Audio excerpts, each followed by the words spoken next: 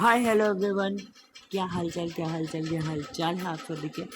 मेरा नाम है शेख मोहम्मद और मैं आप सभी का स्वागत करता हूँ इस प्यारे से यूट्यूब चैनल जिसका नाम है इनविजिबल फिजिक्स।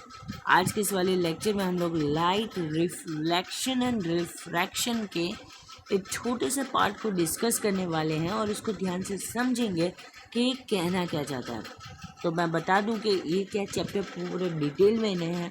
जी नहीं, ये चैप्टर का मैं आपको एक क्विक शीट रिवीजन टाइप दे रहा हूँ, एक बहुत ही छोटा सा रिवीजन टाइप दे रहा हूँ जिससे आपको ये चीज़ समझ में आ जाए और जब भी आपको रिवीजन करना हो तो आप इस लेक्चर पर आ सकते हो। तो फिर इस चैप्टर को पार्ट्स में क्यों डिवाइड किया? अगर रिवीजन ही करना है तो एक सिंगल शॉट में, बट कभी कभी ऐसा होता है कि एक पर्टिकुलर चीज़ पर, एक पर्टिकुलर टॉपिक पर अटक जाते हैं, तो उस पर ना अटके, इसी कारण से मैं टॉपिक वाइज कराने वाला हूँ। तो स्टार्ट करते हैं हम लोग लाइट रिफ्लेक्शन से पहले रिफ्लेक्शन, ठीक है। रिफ्लेक्शन, सॉरी यहाँ पे स्पेलिंग थोड़ी सी गलत है, यहाँ पे स्पेलिंग हो जाएगी आपकी जो यहाँ पर दी हुई है। सो रिफ्लेक्शन से हम लोग जो है स्टार्ट करने वाले हैं इसको। So what is reflection? So that is bounce back of light when hits any polished surface like mirror। अब रिफ्लेक्शन का मतलब यहाँ पर आपको दिया हुआ है बाउंस बैक ऑफ लाइट, मतलब लाइट का कोई भी पाथ पर जो कि पॉलिश्ड हो उस पर टकराना और फिर टप्पा खाकर ऊपर चले जाना। जैसे आप लोग ने, मैं आपको इधर शायद बता सकता हूँ कि कोई भी वॉल है, मान लो कोई ऐसी वॉल है और आप खेल रहे हो, ठीक है, तो आपने कभी ना कभी ऐसे खेला होगा कि आपने बॉल को सामने मारा और वो डिफरेंट एंगल से आपके पास आया। आपने बॉल को जो है इधर से मारा, बॉल को जैसे आया, ठीक है। तो इस हिसाब से आपको समझ में आ जाएगा कि हम लोग जो है इसको कैसे कह सकते हैं। अब यहाँ पर बताया गया है हिट्स एनी पॉलिश सरफेस, ऐसा नहीं है, कोई भी सरफेस के ऊपर लाइट रिफ्लेक्शन हो सकती है, but there is a case that is आपका मीडियम जो है, आपका जो मीडियम होता है। अब ये मीडियम क्या होता है? 3 तरीके के मीडियम होते हैं।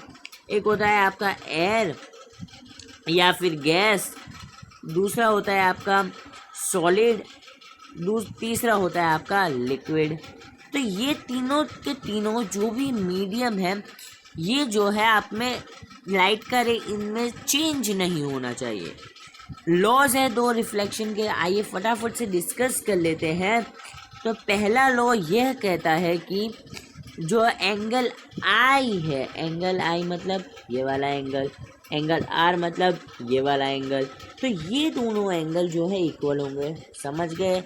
तो लिख देना कमेंट सेक्शन में, हाँ समझ गए, HSG। ओके, सो नाउ अब हम लोग दूसरी चीज़ के ऊपर बात करने जा रहे हैं जिसका नाम है, so now we are going to discuss about second law of reflection, that is incident ray, reflected ray and normal all lies in the same plane। जैसा मैंने बोला, रिफ्लेक्शन के लिए एक चीज़ है कि आपका चेंज इन मीडियम नहीं होना चाहिए। चेंज इन मीडियम का मतलब क्या हुआ कि मान लो एक लाइट कोई जगह से आई, एक लाइट कोई जगह से आई, और आप जो है जब लाइट उस जगह से आती है तो आप देखते हो कि, एक सेकेंड देना मुझे, ओके,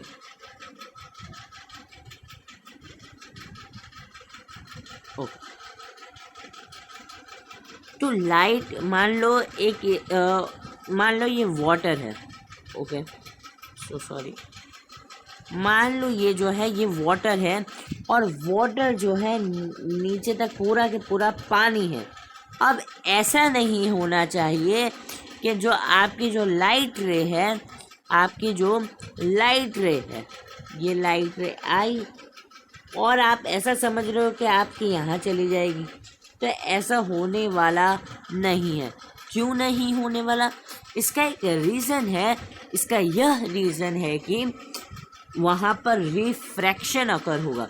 जहाँ जो आपका जो सेकंड टॉपिक है रिफ्रैक्शन, वो वहाँ पर अकर होता है और इसको हम लोग जो है बाद में पढ़ने वाले हैं। ठीक है, चलिए, आई होप आपको इतना पार्ट तो पूरी तरीके से क्लियर हो चुका होगा। मैंने प्रॉपर 5 मिनट्स लेकर आपको सिर्फ और सिर्फ 4 लाइन समझाई है और मैं आशा करता हूँ कि आपको ये चीज़ समझ में आई होगी। अब हम लोग बात करते हैं स्फेरिकल मिरर्स के ऊपर। यहाँ पर बीच में एक और टॉपिक आता है जिसका नाम है real image and in virtual image. उसको मैं आपको थोड़ा सा यहाँ पर बता देता हूँ। रियल इमेज और वर्चुअल इमेज आपको ध्यान से देखना है। एक होता है आपका रियल इमेज और दूसरा होता है आपका वर्चुअल इमेज। फ़र्क क्या है इन दोनों चीज़ों में, ये मैं आपको बता दूँ।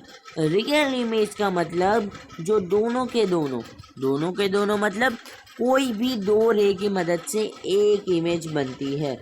अगर आपने चैप्टर पढ़ा हुआ है तो आपको पता होगा। हालांकि ये दोनों चीज़ों के ऊपर से सवाल नहीं बनता, आपके बोर्ड एग्ज़ाम में नहीं आएगा, क्योंकि but for the sake of convenience and for the sake of understanding हमको इस टॉपिक को अच्छे से देखना पड़ेगा।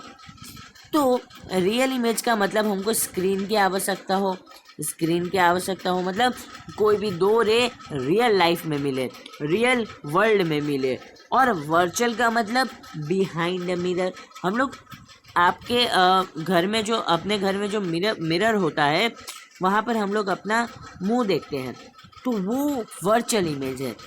यहीं आपको मैं कुछ दूसरा बता दूँ तो जो आपके थिएटर में जो मूवी चलती है, जो आप सिनेमा हॉल या फिर थिएटर में देखने जाते हो, वो एक परफेक्ट एग्जाम्पल है रियल इमेज का। ठीक है, चलिए, तो अब now we are going to discuss about spherical mirrors.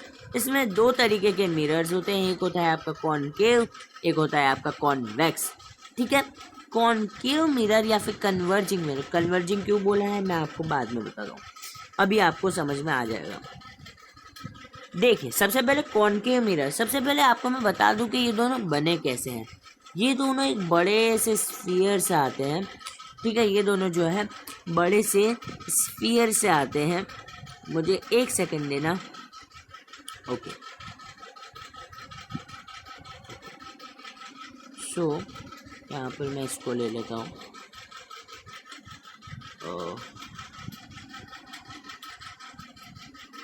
Okay, सो ये जो भी है ये बड़े से स्फीयर का एक हिस्सा है और इसका जो सेंटर है सी, जिसे हम लोग बोलते हैं सेंटर ऑफ कर्वेचर। ठीक है, यहाँ पर मैं लिख देता हूँ सेंटर ऑफ कर्वेचर। ठीक है, अब एक ये स्फीयर है तो इसका कोई रेडियस भी होगा, तो उसे बोल देंगे रेडियस ऑफ कर्वेचर। रेडियस का आधा 1/2 of radius of curvature is equal to F होता है फोकल लेंथ, और पोल से फोकल लेंथ तक का हम लोग डिस्टेंस, मतलब जहाँ पर जो फोकल लेंथ फिनिश होता है वहाँ पर आता है आपका फोकस, या फिर आप ऐसा कह सकते हो कि फोकस से पोल तक की दूरी या फिर फोकस से रेडियस ऑफ कर्वेचर तक की दूरी, this is your focal length. तो अच्छा, पोल क्या होता है? तो पोल इज दैट कि आपका जो मिरर का पार्ट है उसका सेंटर, आप लोग ऐसा बोल सकते हो। यहाँ पर आपको जैसे ग्रीन कलर के हाईलाइटेड फॉर्म में दिया हुआ है। अब प्रिंसिपल एक्सेस क्या है? जहाँ पर हम लोग फॉर सेक ऑफ अंडरस्टैंडिंग एक इमेजिनरी लाइन बनाते हैं। अब कन्वर्जिंग मिरर क्यों बोला है, अब आपको बहुत ही इन डेप्थ और इन डिटेल समझ में आएगा। मान लो कोई ऑब्जेक्ट इन्फिनिटी पर है, इन्फिनिटी मतलब बहुत दूर है, फिजिक्स में इन्फिनिटी का मतलब होता है कि बहुत बहुत ज़्यादा दूर। मतलब अगर कोई मिरर है और वो मतलब 10 सेंटीमीटर की चीज़ों को ही बता सकता है, तो उसके लिए इन्फिनिटी 11 सेंटीमीटर हो जाएगी। मतलब उसकी प्रिंसिपल एक्सिस 10 सेंटीमीटर पर ख़त्म होती है, तो 10.1 भी उसके लिए इन्फिनिटी हो जाएगी। ठीक है, आई होप अंडरस्टैंड कर रहे होगे। तो वहाँ से कोई भी लाइन जो आएगी वो पैरेलल आएगी। अब मैं रूल्स बताने जा रहा हूँ। रूल्स मतलब क्या होगा अगर कोई लाइन प्रिंसिपल एक्सिस के पैरेलल आएगी, अगर कोई लाइन प्रिंसिपल एक्सिस के पैरेलल आएगी तो क्या होगा। अगर कोई भी लाइन ये प्रिंसिपल एक्सिस हम लोग ले लेते हैं यहाँ पे रेड कलर से, कोई भी लाइन प्रिंसिपल एक्सिस के पैरेलल से आएगी, वो जो है फोकस पे चली जाएगी। ऐसे यहाँ से आई फोकस पे चली गई, यहाँ से आई फोकस पे चली गई, यहाँ से आई फोकस पे चली गई। यहाँ पर भी ऐसा ही होगा। ठीक है, फोकस पैरेलल आई प्रिंसिपल एक्सिस के, पर ये जो यहाँ चली गई उल्टी चली गई है, पैरेलल आई उल्टी चली गई है, पैरेलल आई उल्टी चली गई है। तो कैसे पता चलेगा? आप देखो तो सही, आप थोड़ा ध्यान तो दो। हम लोग इसको बैकवर्ड खींचते हैं। कॉन्वेक्स मिरर के लिए एक चीज़ होता है जिसका नाम है वेद। वेद का मतलब होता है वर्चुअल इरेक्ट डिमिनिश्ड। इसकी इमेज जो है वर्चुअल इरेक्ट और डिमिनिश्ड ही होगी। इसकी इमेज जो है वो वर्चुअल इरेक्ट और डिमिनिश्ड ही होगी। यहाँ पर मैं लिख देता हूँ वेद। ठीक है, ओके। अच्छा हाँ, कन्वेक्स मिरर का जो है वो बाहर से हिस्सा फूला हुआ होता है और इसका जो है अंदर से होता है। आप ऐसे भी याद रख सकते हो कि केव मतलब गुफा मतलब अंदर और वैक्स का बाहर से। ठीक है, ओह शिट, ओके। सो पोलर आपको मैंने सेंटर ऑफ कर्वेचर तो बता ही दिया यहाँ पे, और principal axis, radius of curvature, focus, ये वाला जो फॉर्मूला है ये बहुत ज़्यादा इम्पोर्टेंट है। इसको जो है आप लोग जो है अपनी नोट्स में ज़रूर एक बार लिख लेना। एक बार अपनी नोट्स में, शॉर्ट नोट्स में ये होना चाहिए। अब आज का final topic, image formation rules. ठीक है, क्योंकि इसके बाद आपका 4 टोटल पॉइंट्स और इसके बाद आपकी इमेज फॉर्मेशन है, जो कि इन रूल्स के ऊपर से होते हैं। इसको हम लोग किसी नेक्स्ट लेक्चर में देखेंगे। ठीक है, चलिए आज के फाइनल टॉपिक को समापन करेंगे। ठीक है, अब मेरी बात सुनना। अगर आपको कोई भी 2 रेस को मिलाना है तो अगर आपको मिरर बनाना है तो एटलीस्ट आपको 2 रेस की ज़रूरत पड़ेगी। ठीक है, अगर रेस एक्चुअली मीट कर रही है तो रियल इमेज, जैसा मैंने आपको बोला था। ठीक है, और अगर अपीयर टू मीट मतलब बिहाइंड मिरर तो वर्चुअल इमेज। अब ये पैरेलल वाला तो मैं ऑलरेडी बता चुका हूँ। और अगर देखो, इधर आओ। अब अगर मैं कहूँ कि मैंने एक रे मैंने ऐसे ही ली जो कि फोकस से चली गई, तो पैरेलल हो जाएगी। क्या फोकस से कोई भी रह जाएगी, पैरेलल हो जाएगी। फोकस से कोई भी रह जाएगी, पैरेलल हो जाएगी। अब सेंटर ऑफ कर्वेचर से कोई गई तो ये सीधी चली जाएगी। सेंटर ऑफ कर्वेचर से आई तो सीधी चली जाएगी। ठीक है, अब अगर ये पोल पर आई तो नॉर्मली रिफ्लेक्शन, यहाँ पर एंगल आई बराबर एंगल आर से आप लोग याद रख सकते हो। वैसे हर जगह पर ये यूज़ होता ही है, but for the sake of understanding हमने ऐसा बना दिया है। तो यहाँ पर आपका जो है मैंने 3 टॉपिक्स बेसिकली कवर कर लिए हैं। लाइट रिफ्लेक्शन और उसके लॉ। ठीक है, मैं यहाँ पर थोड़ा सा अच्छे से बता देता हूँ। देखिए, light reflection and it's law. ठीक है, रुक जाइए। ओके,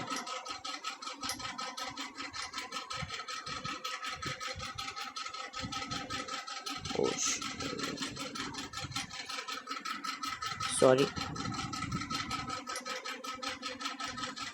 ओके, ओके यार, क्या है यार ये?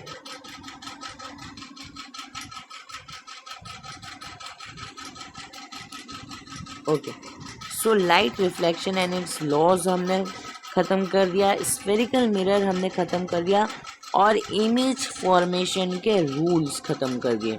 अगर आपको अभी भी कोई भी चीज़ में दिक्कत आई ये तीनों टॉपिक्स में से, तो आप लोग एक बार कमेंट सेक्शन में ज़रूर बता देना।